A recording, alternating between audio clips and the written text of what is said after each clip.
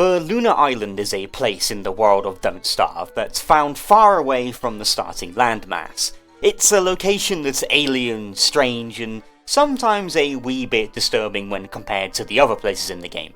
A cut-off chunk of the moon floating separate from the green forests and purple swamps we're used to. It's not a place people would particularly wish to call home. But not today. 2 years ago, I asked you a simple question. How long can you survive on the Lunar Island without leaving? And the answer was equally as simple. Figuratively forever if you don't lose your mind. But little did I know, me asking that silly question, making that silly video, would have, all of this happen.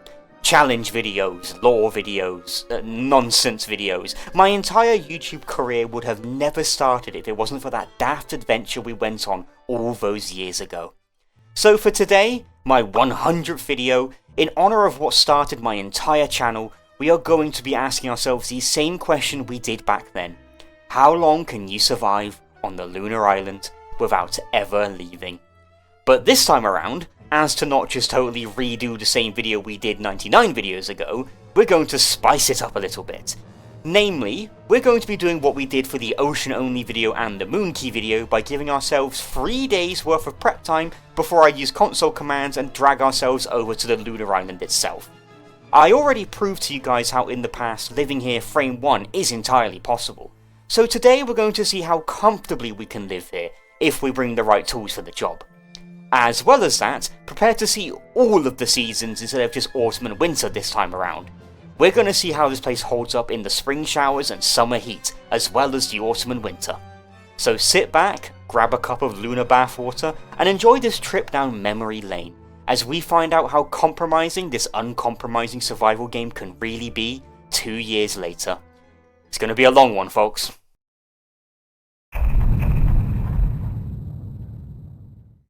Before we get started with our first day of prep, let's go over our character choices. I went with good old Wilson, mainly because it's the character I used for the original video and wanted continuity, but also because I feel like his transmutation abilities would come in handy in a world where resources are very limited. Turning one thing into another opens up a world of possibilities. I also took perks to increase my beard growth speed and torch radius because why not, I had points to spare. Tig, welcome them back by the way, went with their main, Wormwood. A pick for them because he is simply their main. But the utility of growing mad crops isn't one to pass up. They also took perks to facilitate the crafting of saplings, bushes, and even some lunar companions that we'll see soon. Honestly, as you'll soon see, our character picks for this challenge weren't as important as they were on our first run, since with prep time, we don't need to worry about must-pick characters, since most of our preparedness for the run will be gauged for what we get up to before we get there. Speaking of which, it's day 1 and Tig and I dashed out of the spawn portal with purpose. Oh hey Clockwork set piece, you're super useful and we'll get back to you soon. Now the Lunar Island may have its own selection of new and old resources, but there's still a few things that can never exist there unless we bring it there. And if you saw the first video, you'll know exactly what resource I'm referring to. Grass. This single material was the thing that kept us from being able to make nearly anything that wasn't default, so you bet I gobbled up all the grass I could find. The lack of this stuff drove me borderline insane last video, but not today. As well as the grass, I got the usual flint and twigs. We don't have saplings in this world and we only have twiggy trees, so I'll need to chop these down and make sure to bring the pine cones with me.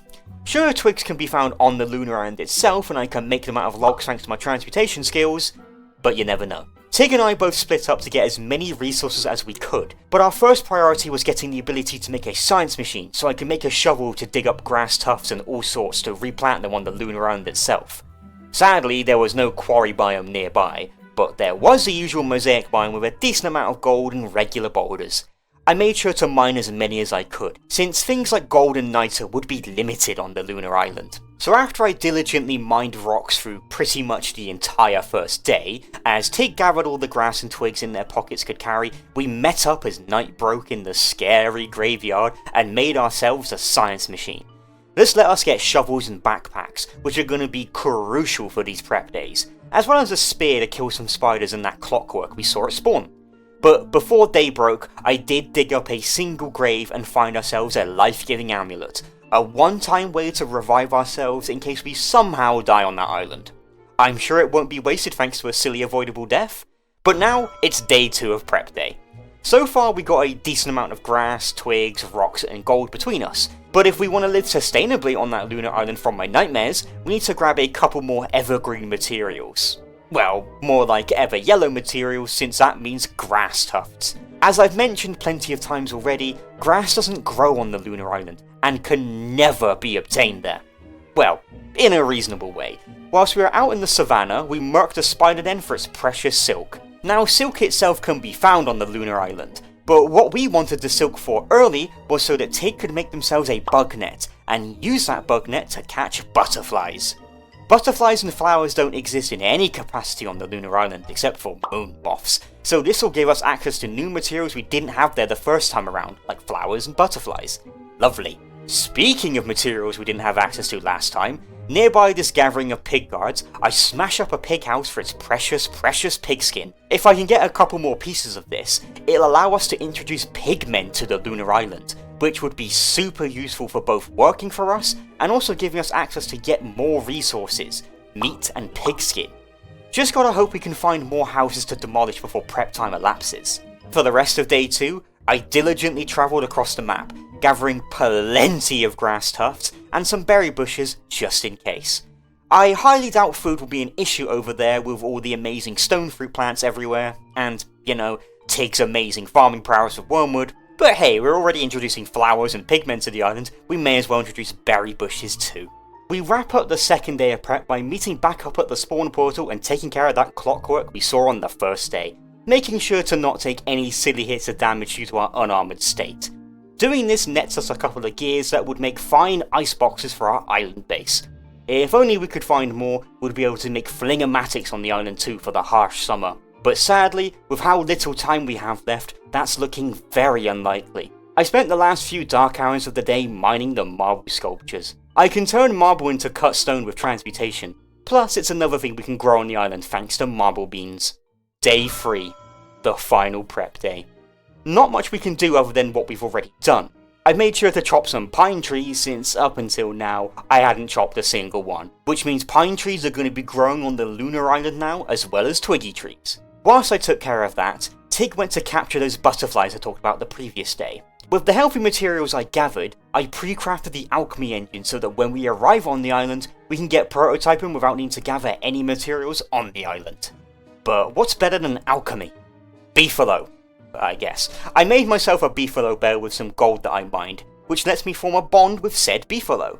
This basically means now he's going to be loyal to me, and will follow me wherever I go, and that includes across islands.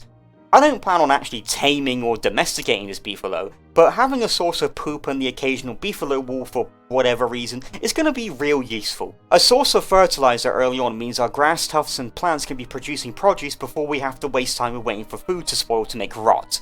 Right next to this beefalo was a wormhole, so I took a risk and jumped on through, leading me to a forest filled with pigmen and spiders. This was great for me since it meant I could get the pigskin I wanted to make houses of my own by smashing up the existing ones dotting the forest. I got about 10 pigskins, enough for 2 houses, but I couldn't carry any of the boards or cut stone, so I got Tig to join me on the other side of the wormhole to help carry them.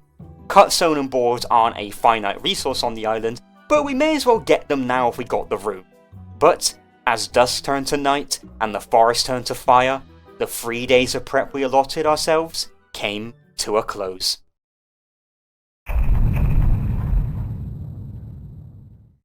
Day 4.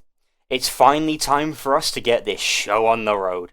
I used console commands to teleport myself and then Tig over to the lunar island as soon as the day broke, officially marking the start of our year-long stay on this alien place. As soon as I did that, I forgot the beefalo was following me and got terrified by it immediately upon arrival. We're here, Tig. Oh, it scared the hell out of me. But we're all here now, one big happy family. It's good to be back. So yeah, Lunar Island. As you can see, weird trees everywhere, walking plants, alien looking saplings, and these weird rocky shrubs that will compose the entirety of our diet for the next 4 seasons. But for now, we need to find a place to actually set down the alchemy engine I pre-crafted earlier and get our base up and running. Eventually I settled on a decent spot, surrounded by a couple of hot springs and not too many fissures. The hot springs count as a nice heat source, and the fissures, light sources.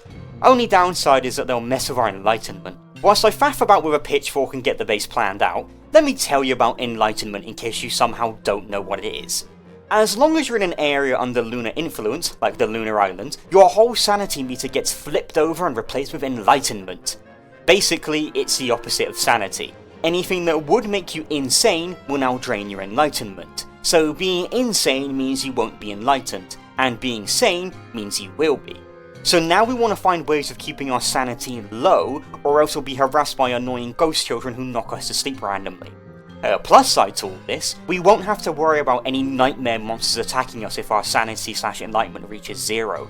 All you need to deal with instead are the annoying sleep-inducing ghost children at maximum enlightenment.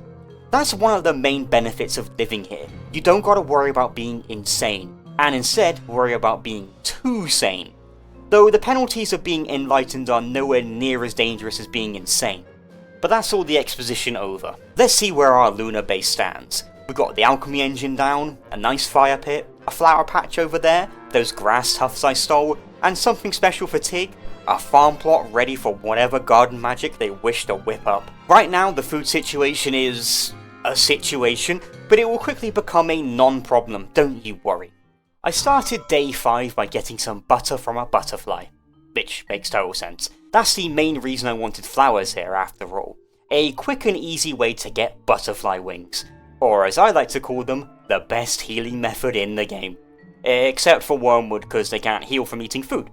But good for me in case I face any dangers here. Tig dropped me some stone fruit. These grow on the stone fruit bushes that grow everywhere on this island, and can be mined with a pickaxe to get rocks or food, making rocks renewable whilst providing some yummy food at the same time.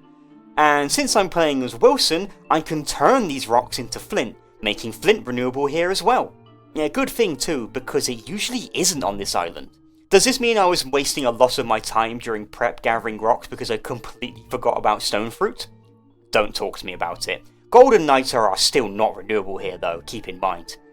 Anyway, yeah, wood flooring, why not? It makes the base look tidy. And it's not like wood is rare here or anything. As for something more important though, I did place those berry bushes down. Although I'll take works diligently on their farm. Right now we have very little food, but eventually all this prep will pay off into having probably too much food. But it's a good thing I brought that beefalo here. His poop will help us keep the bushes and grass tufts growing early on. Speaking of food, as I explored this tiny nightmare island, I came across the lunar beach biome. Here you can find reeds, driftwood trees, and evil starfish that try to bite you, but more importantly, bull kelp stalks.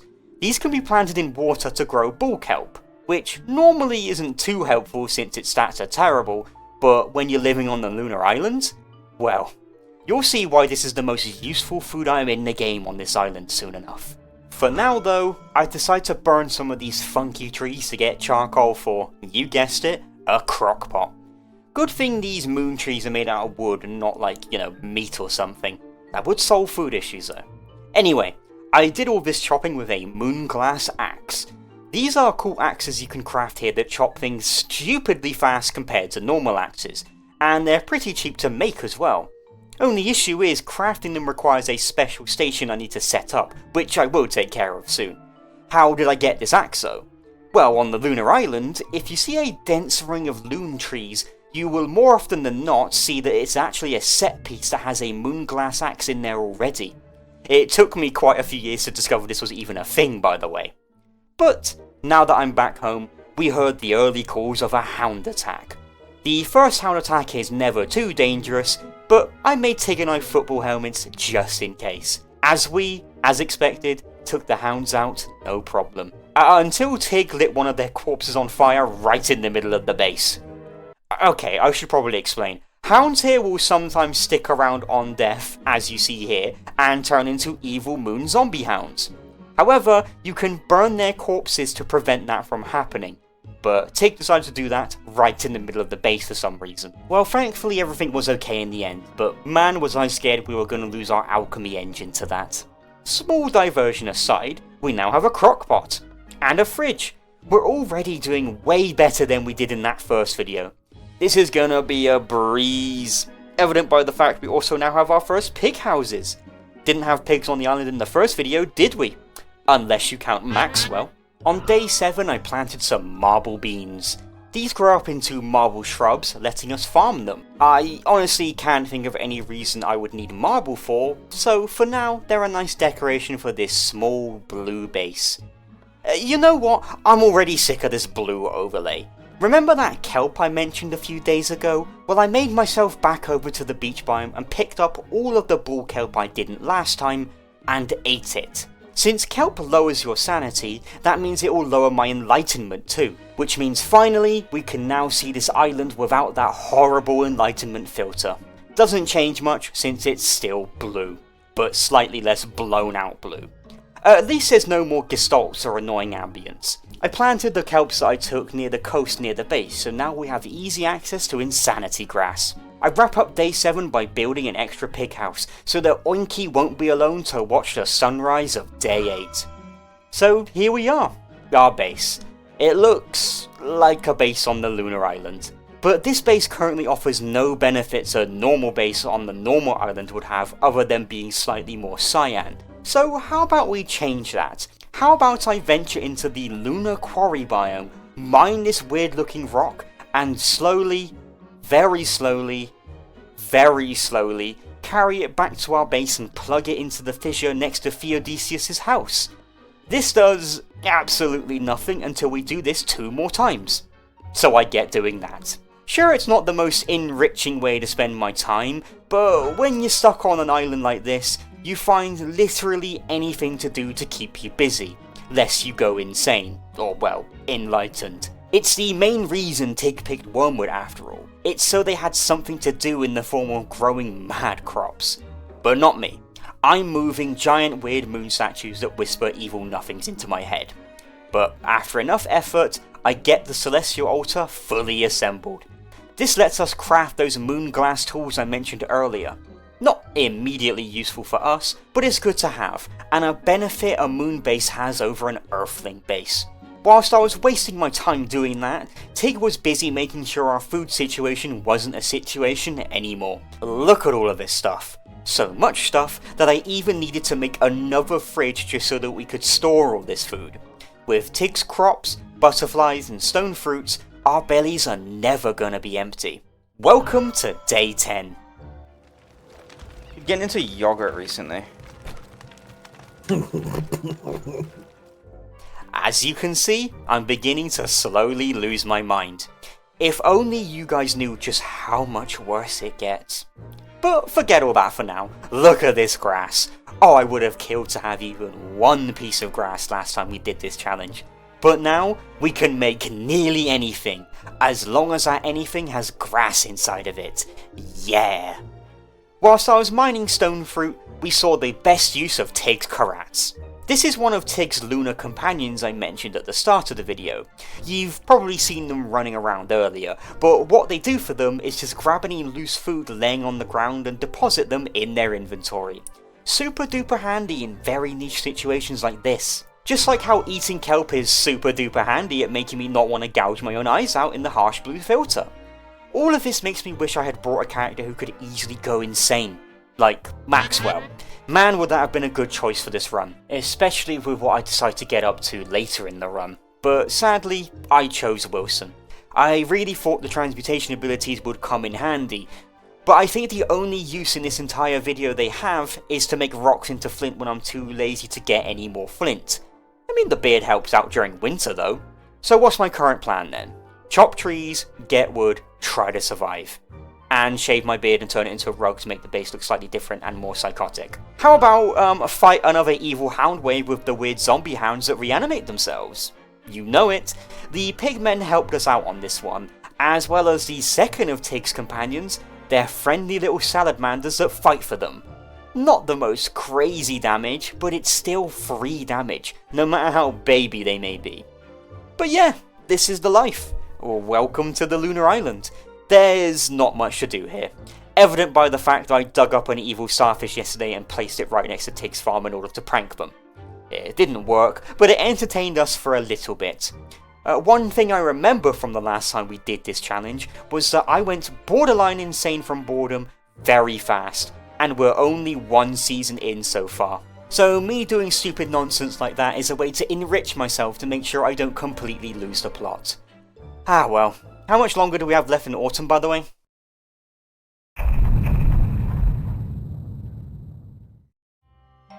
Oh yeah, right, I forgot to say this in the intro, but we're playing with short seasons this time around, just like we did in the Moonkey video all those years ago. Why are we doing short seasons? Simply put, because if we didn't, we'd have to survive like 70 days doing absolutely nothing. With short seasons, we only need to handle like 45 days, and a little spoiler for you, the main challenge from this video didn't come from the island itself, but the battle with boredom we both face from here on out. In the first attempt we did of this 2 years ago, we only made it to day 30 before we went literally crazy. 44 still seems like it might be a bit too much for us, but we'll see. We got 12 days of autumn and spring, and 10 days of winter and summer to stomach. Let's get it done. Winter on this island is no different than anywhere else, so we'll need to keep warm just like always. Tig and I made ourselves thermal stones for the very short trips we'll be away from the base. Or from the thermal baths, since those also give heat. But since I'm playing as Wilson, my beard will also do a decent job at keeping the cold away. I decided to mess with the shattered spiders near the base. These guys employ a weird shattered range attack, as well as an uninterruptible bite, kinda like spider warriors. But their damage is nothing to cry about, especially since these spiders are equally weak to basic traps, letting us pick them up and just kill them in our inventory. This means we have access to monster meat, silk, and glands, just like on the regular landmass. So yeah, winter. Not much else is different, except for, well, oh no. So. Evil penguins that attack you on sight have decided to pull up. You know, these horrible things. They're much like regular pangolins, except they attack you if you get anywhere near them. Which means we gotta be a little bit more careful when hugging the coast of this island around winter, and pray above all else that the pangolins don't decide to set up their nest in our base. But neither of that will stop me from eating my insanity kelp. Ah, the things I do to be insane. But yeah, not much else happened today. I just made some chests to store some stuff in, made an endothermic fire pit, you know, in the middle of winter, just in case. I moved the lightning rod too. I forgot to mention, I made a lightning rod, but I had to break it and move it. Life is simple here. We already have all the resources we'd need, but as soon as you'll find out, the most important resource on this island isn't wood, it isn't grass either, nor is it gold or food. The most important resource on this island is patience, and ours was already starting to run thin. But let's not worry about that now. It's day 15, and I decided to do a bit of mining in the Lunar quarry biome. For some reason, I got mad deja vu writing that part. Either way, I just wanted to mine all the gold boulders to see just exactly how many golden nuggets we'd have to play with. The answer? Around 11, not including the ones I brought here and the ones I can make out of niter. Isn't that fun? It's not like Tig and I are getting cabin fever already. Remember Pongo? The Peruvian singer. He was Peruvian, yeah. Dude, I love how I don't know my 7 times table, but I can tell you the nationality of a random Peruvian cover artist. Congo is a very popular artist. He's not as popular as the 7 times table. What do you mean? He's not as smart as the 7 times table. No, he's not as well known as, like, more people know the 7 times table than they do know Tongo. Mm-hmm. You get it? You get it? Yeah, more people know about, like, an apple than the 7 times table. That's what I'm saying, yeah. You get it? No, I don't. No, I don't get it. No, that makes absolutely no sense. No, you get it. You're talking about multiplications. Yeah. As in terms of an artist, a human being. Yeah. Instead of math. Yeah. Yeah, this is why I'm mining rocks for fun. How are we gonna handle this? Anyway, day 16, I decided to do what I did yesterday, but with the regular boulders instead. My new goal for this island is to harvest it for all of its resources, almost as if penance for what this island did to me those 2 years ago, and what it's doing to me now. I'm gonna bend this island to my will, this horrible, cold, blue island. Well, during winter and max enlightenment, it's less blue and more brighter than the sun. Hopefully you're watching this video with your sunnies on. Anyway, we already mined the gold boulders and niter boulders, may as well mine the moon glass and moon rocks now. Don't really have much use for any of this, except for moon glass axes later, which for what I have planned, we'll need a lot of them. I just gotta be mindful of the evil gross moon rock pengos. By the way, if you're wondering what Tig is up to whilst I'm wasting time... Oh no! You're gonna die. Was not close to a fire pit and I got punched by a guy. A dude, yeah. I have no idea. Probably not much. As long as they're surviving, that's what counts. Oh! What happened? My torch ran out. Ah, never mind. Good thing we got that life-giving amulet. Sure, we could have made telltale hearts, but I really don't want to fight those annoying spiders any more than I have to. Day 18. I grabbed some bull kelp, Tig grabbed their stuff, and we got harassed by even more moonrock pengos. Welcome to the Lunar Island. As expected, not much else happened on this day. I managed to fully fertilise the grass tufts we brought over though. Not like they're ever going to grow because it's winter, but I also made a bath bomb and chucked it into the hot spring near Tig's farm. Yay! What does this actually do? Makes the bath emit warmth and enables it to glass over when a full moon happens. What does that entail? Well, you're gonna have to wait and see, aren't you? After Tig and I played Spin the Carrot all night, day 19 blessed us. And I blessed this day by wrapping up my glass mining mission I set out to do. Look, spending time on this island is all about finding ways to keep yourself busy. It's like they always say, idle hands are the devil's plaything after all. Wait, hang on, I think that means something else. Anyway, the quarry biome has officially been quarried. Apart from those moonrock pengold dens that I'll take care of when winter ends, so I don't have to deal with them attacking me. What am I doing with my life? Anyway, next objective, dig up all the anemones on the beach and move them to the base as a pseudo hound trap. These things can be easily baited by quickly dashing over and away from them, letting you dig them up and replant them wherever you wish, functioning as an infinite rearming tooth trap. But I wasn't able to get them all and armed before we got our next hound attack. Honestly, these things were starting to worry me a little bit, especially with how battered my helmet was getting. If only I remembered there was a super cheap and super powerful melee weapon I could easily make on this island instead of relying on lame spears. But either way, we came out on top, no matter how horrific they may be. I'll need to get more armour though, since my helmet broke. A log suit will have to do for now. I can get more pigskin from our neighbours when the time calls for it. Back on the anemone grind I go. The only remaining ones were under the evil watch of some shattered spiders, so I juked them into some traps, beat them with spears, and then quickly ran to get the anemones I missed last time. These will make a fine addition to our weird little moon base. Guess the next task on my Ashley destruction list is to harvest all of the driftwood. On day 22 I set up those anemone traps just shy south of the base. I could have made some cool automatic spider / pigman farm with these, but instead we're going to use them as a way to deal with hounds. Could also be used against the deerclops if she ever arrived on the island, which honestly she should. Would have made this winter slightly more interesting to say the least. Spend less time decimating entire biomes and instead preparing for epic boss battles. Not us though. We're doing something way more interesting, like chopping weird white little trees. Anyway, this is the end of winter. Yeah, it came and went surprisingly fast, didn't it? And honestly, it wasn't felt at all except for snow everywhere making everything blindingly white. The temperature issue wasn't an issue at all since we were never too far from the base, and even the hot springs offered us a healthy source of heat if we were close in the area. And for food, with Tig's farm producing plenty of hunger and health restoring crops, we never got hungry even for a second. Didn't even need to eat stone fruits, and they grow during the winter as well, same with kelp. So, with that all out of the way, it's time we now move on from winter to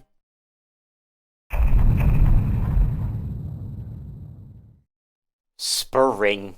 Now in the original video, we never actually made it to spring, so this is uncharted territory for us. Say goodbye to the cold and hello to the torrential rainstorms. Things are about to get sopping wet.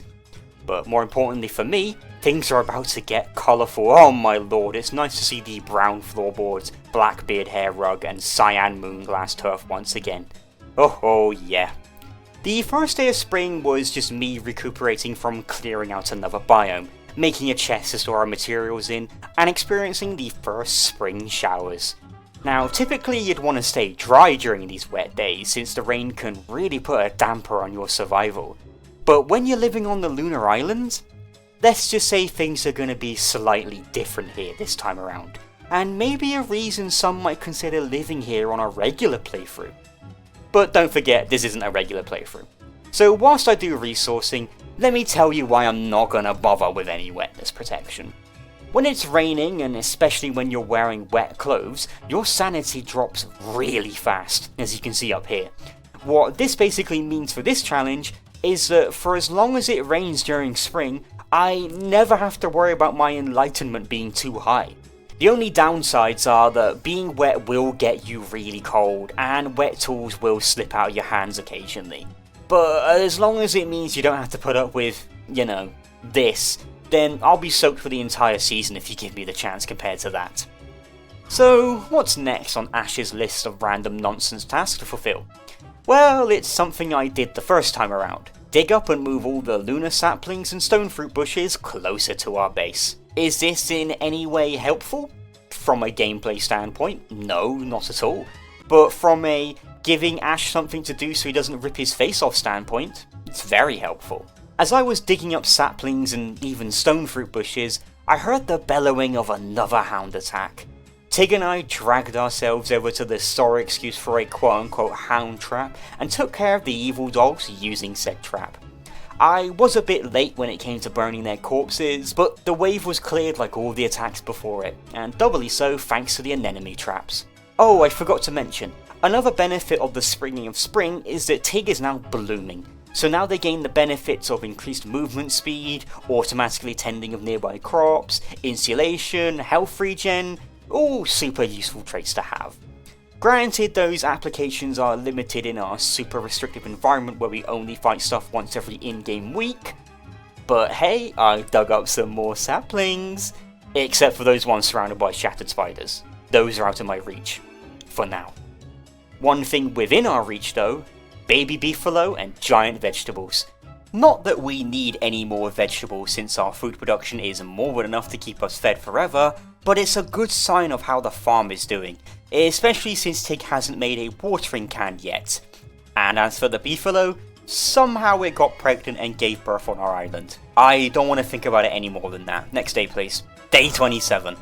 I got all the saplings I can that ain't under the protection of evil moon spiders planted and flourishing next to our base. One more leg up I have over this stinky little island. It's kind of fun seeing all the resources an entire biome holds in one screen like this. I should do this for every biome in a future video. And as you can see from down here, I've been doing the same with stone fruit bushes too. These will need fertilizing, but with all the rotten poop we've been slowly accumulating, that won't be too long to set up at all. But there are still some saplings I need to get, so that when day 28 rolled over, I employed Tig as the role of decoy to distract the shattered spiders and lure them away so I could snag the saplings next to their dens. Breaking these dens are a nightmare, as you'll soon see later, so for now, we gotta work around these guys instead of working against them. Either way, we now have all of the saplings and stone fruit bushes on the island located entirely within our stupid little base.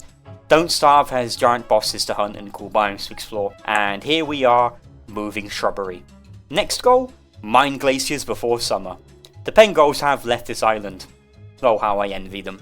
Nah, I can't be so negative already. I've only been here for 29 days. I've survived longer doing less, I can't be complaining.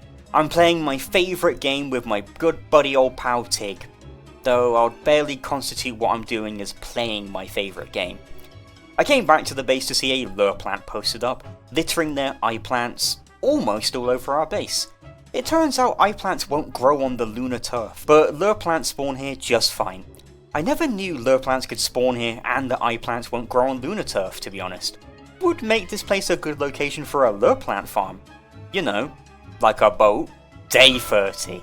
This was exactly how long we managed to survive for last time around before we got so bored we had to summon a Deerclops to be killed by for content. But not this time. You're getting the genuine experience. Don't ask me to do this without short seasons, I think I would actually start seeing things.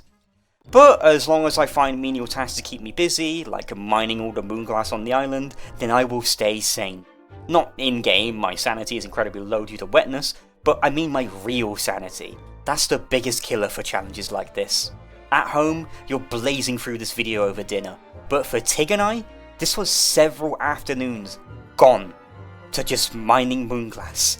But that's all the moonglass, might I add. So if you wanted to know how much moonglass exists on the lunar island on average, around this much. Not that it means anything, since I swear moonglass is the most renewable thing in the game. You know, bath bombs, victory oases, the celestial champion, lunar hail, moon dials, earthquakes in the lunar grotto, lunar wobsters, moonstorms. There's gotta be a record for the most renewable item in the game, and for how little uses it has too. Speaking of that, I did bath bomb all of the lunar baths near the base for funsies. On a full moon they will give glass and a very low chance at giving gems. The gems are practically useless for us, but I guess you could see it as an edge case scenario for why a moon base could be better than an earth base, I guess. So now that I've mined this island for every rock, picked it for every single sapling and bush, harvested all of its moonglass, it's time for the final part of my plan. Turn most of that moonglass into axes and chop down every single tree on this island. I really don't have anything better to do, do I? Besides finally make a use out of one of these pigmen by turning them into a werepig with 4 monster meat to guarantee them to drop pigskin so I had a helmet. Not that I expect the lunar trees to fight back when I'm chopping them down, but it's just so that I had something better than a log suit for the next hound attack. But my new trial began. Chopping down and digging up every single one of these stupid lunar trees. Big or small, they're getting chopped. If I knew I was going to be doing this, I really would have picked Maxwell, or even Woody. But nope, I went Wilson. Despite my hatred for this island, these trees are pretty nifty. They drop slightly more wood than the average tree, and loon blossoms which can be turned into bath bombs, as well as that, lunar moths, which function as the pine cones for these trees. Which means if you want to farm these trees, you do need to waste a lot on bug nets to catch the moths and replant them. But since all I care about is devastating this horrible island, I don't care about replanting them. God, what has this island done to me? This isn't like me! Wait, never mind, this is exactly like me. I had to take a break from my lumbering to deal with an impending hound attack. The last few hound attacks hadn't been too bad, so I can't imagine this one being too dangerous, right? Yeah, okay, what's a real boat, like, that has an engine, like, not paddles? Oh! Oh, shit. Oh no! Uh-oh, this ain't good. Get the beefalo, get the beefalo, get the beefalo. There's only 2 of them. This ain't good. Oh, one of them's like, okay, there we go. Is the beefalo winning? No, no, it's not. Oh, it's not, actually. You're punching with your bare hands, you idiot! What are you doing? My bad. Okay, there we go. Oh, you lost the beefalo. Oh, well, one of them's dead, yeah. Good thing I brought that beefalo over, huh? Oh my goodness, I've never had a Varglet attack of this early on. Sheesh. Maybe that could have ended a whole run if we weren't careful. With a newfound fear for our mortality installed in our hearts, day 34 landed the very next sunrise. We still got a few more days until the next hound attack, plenty of time for me to faff about with my stupid task of chopping trees, but it was crucial that we consider and prepare for whenever the next hound attack comes. The beefalo won't always be in heat and can't always be relied upon like that. But thankfully, we do have a way of massively increasing our power. I just haven't remembered it yet. But day 34 also marks the final day of spring. These short seasons really come and go like a fleeting breeze. Overall, it was the best season for this island, I'd say. The slippery tools were annoying, yeah, and the need to mind our temperature as if it was a light winter was ever present, but the fact wetness kept me from being enlightened, sped up the growth of our crops, and the spring itself buffing Tig, all in all made the season one of the most graceful on this island. Never would have thought one of the more annoying seasons would become a boon on one of the most annoying islands. You know what? I think I'm considering visiting this place whenever the time calls for it during spring. But for now, it's time we say goodbye to spring, and say hello to...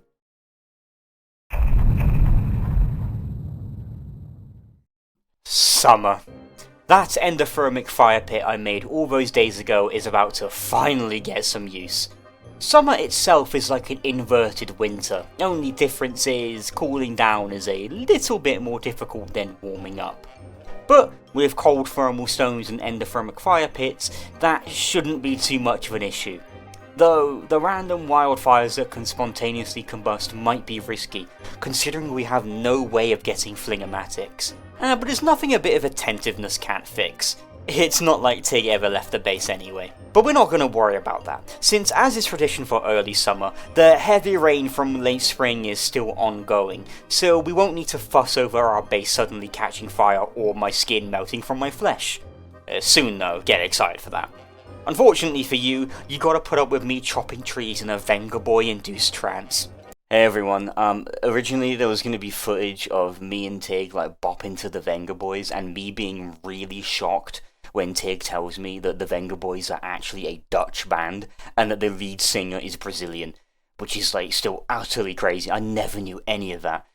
Anyway, I can't show that now because the music's playing in the background and I don't want my video to be taken down by, the Vengaboys. So here's a picture of my dog instead. His name's Teddy, you can roast him in the comments. Okay, that's all, thank you. Sorry about that. And with how many trees there are on this island, I keep at it for a long, long time. But on day 37, I finally remember that glass cutters exist. These are like dark swords with slightly less durability and no sanity loss, but have extra durability against shadow creatures. Not a single one of those will exist on this island, so we just end up using them as a replacement for spears. With how much moonglass we have, the lower durability isn't an issue whatsoever. Speaking of non-issues, summer is kind of one big non-issue for us. At the moment it honestly just feels like hot winter. Something I gotta be mindful of when I'm chopping trees is that I just don't burn to death. I do wonder if there's anything else that makes summer stand out slightly more. Oh yeah, wildfires. No flingamatics makes them way scarier, but as long as Tig has their watering can on them, we can extinguish any risk to our conglomerated resources. I am only just now noticing that because we have all our resources in one spot, if one of them catches fire, they all catch fire, and we can possibly lose all of our twigs and grass in one go. Well, let's make sure that doesn't happen then. That would be utterly tragic. But that's not my job. My job is to keep chopping down trees and making more and more chests to store their logs in, because if I don't, I think I'll have an emotional breakdown and cry. This is what I decided to do for the big 100 for the channel. I hope you guys know just how much I appreciate you that I'm willing to push myself through this. But whilst you watch me huck logs in the background, I do really want to thank you guys for the opportunities you've given me, and the support every single one of you have extended to me. When I first uploaded that video all those years ago, I never expected a single person to watch it. But as the days passed from its upload, some algorithm magic happened, and I watched it climb from the tens to the hundreds to the thousands to the tens of thousands, and nowadays the 100,000. It's still so surreal to me that all of this is even a thing, and I cannot thank you all enough. I've been given amazing opportunities to do what I love, meet the most amazing people in the world, and even get paid a tidy amount of money whilst doing it. So, thank you guys. This silly video isn't enough when it comes to expressing just how much I value you. Soon I'll do a whole video going over the history of my channel and some behind the scenes, but for now, Tig and I need to go get some revenge on these horrible shattered spiders. They are blocking my access to trees that I need to get rid of, so they themselves need to get out of my way. With glass cutters in hand, helmets on head, and torches planted on the ground, we start slowly but surely taking care of the spiders. It turns out though, their dens are super annoying to get rid of. You need to mine them first of all, and every time you hit the den with a pickaxe, you have a very brief window before the den spawns even more spiders. I lost my helmet taking out even one of them. So I make another one with some pigskin we farmed earlier before we go out and hunt the rest of these spider dens. This time with some healing cooked potatoes in my backpack, just in case things get too spicy. 2 dens down, 4 more to go. We crossed a barren, rot-infested wasteland I created to find even more spider dens. With the help of Tig's salamanders, we carved down the waves of shattered spiders as I shatter their den. The best tactic I've discovered for this is just to ignore the spiders and hope they miss you, because if you stop mining the den for even a second, it will start spawning even more spiders the next time you mine it. We put this move to action on the next den, ignoring the wildfire that sprouted next to us as we cleared out the 5th den. The heat from that wildfire did kind of make us a bit toastier than we liked, so before we cleared out the last dens, we dashed on back home, cooled down, and then when day 41 made itself known, we finished the job against more spider dens. We take out the one in the forest before Tig and I kill some more werepigs for pigskin. We're both still deathly afraid of the next hound attack that will turn up since that last one, and breaking our armor on these spiders wasn't the smartest things for us to do. But then the other thing about summer happened that we always both forget about: the earthquakes caused by the antlion. Basically, occasionally during summer you'll have these big circles appearing to you that last for like too many seasons and you can't really get rid of them. If these happen in the middle of your base, it is a nightmare, and I'm not just saying that because that happened to us in the Pearls Island video. Sadly, we have no way of placating or stopping the antlion from doing this, so it's just going to be something we have to pay extra attention to, on top of the scalding heat and wildfires that is. But with one last swing to the beach, we clear out the very last shattered spider den. In an actual world, I would strongly advise against removing the last of a non-renewable resource, but again, this isn't an actual world, and these guys suck. Now, I can continue my plan of lumbering all of this island, without worrying about evil moon spiders. Inner peace, at last. All that's left is now the remnants of this forest, and then this island is completely barren except for our base. I wrap up that night by making a think tank, which I'll talk more about soon, don't you worry. Day 42. This day harked to the return of our old friend Big Fly, whom we killed super easily thanks to the glass cutters. Now, Tig's farm will be under the constant supervision of a little dude to help the crops be happy. Perfect timing too, consider the challenge will be done in about 2 days. But those 2 days weren't going to be easy on us, as the sun itself tried to steal our precious grass tufts from us. It's like it knew how important these things are to us compared to the first time you were here, and how it wished to take them from us. Nice try, buddy. Nice try. We're the only ones on this island who can take things from here. Speaking of which, on day 43, the penultimate day, I take Tig down to the forest with a glass axe of their own as they help me wrap up the final touches of removing the forest. A task not befitting Wormwood, but funnily enough, beneficial for them, since their sanity loss means enlightenment loss at the same time. Sure wish my sanity was easy to drop as that, but I digress. We chop throughout the day, and the evening, and late until that night, until the very last loon tree tasted the sharp, glass edge of my axe. But I'll keep that last lunar moth, just in case. With that, I have successfully completed my random, nonsensical challenge I imposed on myself, to turn the lunar island into nothing but a parking lot. Sure, I could go and burn those reeds growing on the beach, but those guys are chill, they can stay. This place looks strange like this, but I can't help but feel an incredible sense of satisfaction, but also dread. However, on this day, 44, summer, wraps up our final day on the lunar island. It's been a wild trip, and somewhat sombering spending time back on this island again after so long. I mean, it's not like I've never been on this island since I did the original video, I've been here plenty of times. But since that video that I did 2 years ago, every time I come back to the lunar island, I can't help but be reminded of it. And I feel like now, after everything Tig and I have just done, I've just made myself another core memory. But this place will only ever remain as just a memory. With the think tank I made a few days ago, I constructed the one thing we yearned for in that original video, a way off this island. And with it set up and ready to sail, all that was left now was the fade to black.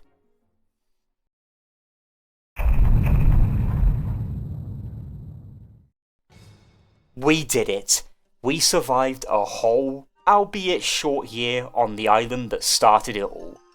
What an adventure this has been. I never expected it to go the way it did, but in the end, after hours upon hours of nothing but boredom and menial tasks to stave off cabin fever, I'm glad we came back here.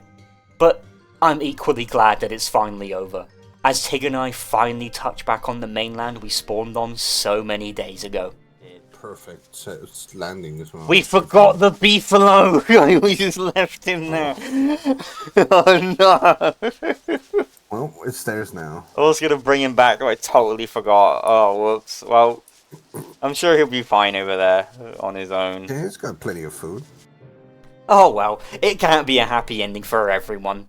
I'm sure he'll be fine over there. He's got plenty of stuff to keep him oh, never mind.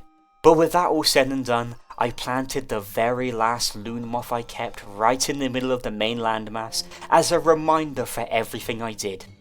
I'm starting to sound evil when I put it like that, but it's a somber feeling. After we fended off the last hound attack that wasn't anywhere near as dangerous as we were worried it was going to be, we wrap up today's adventure.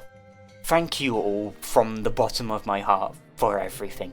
Thank you for watching, thank you for supporting me, and thank you for sticking around this long. It's been an honour to keep you guys entertained with whatever it is that I came up with over the past 2 years. Here's to another 2 more and another 100 videos. I love every single one of you, and wish you all nothing but the best. Take care everybody, thanks for watching, bye bye.